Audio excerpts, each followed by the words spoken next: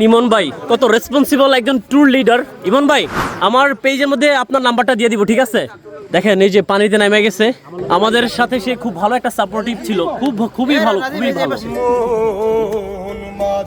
এই যে নিচে সবগুলো পাথর উপর দিয়ে আমাদের গ্রুপ লিডার নৌকাটাকে কিভাবে নিয়ে যাচ্ছে, একদম হাত দিয়ে পাথর স্পর্শ করা যায়, মানে নৌকা তো মনে হইতেছে যে আটকায় যাবে মনে হচ্ছে নৌকা। আল্লাহু আকবার, আল্লাহু আকবার। যে এত সুন্দর একটা অ্যাডভেঞ্চার, এই মনে রাখার মতো ট্রিপ নাকি?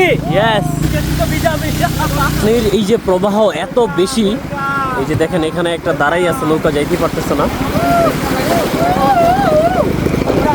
ও পাথরের মধ্যে নৌকা পুরো আটকায় যায় এমন একটা অবস্থা।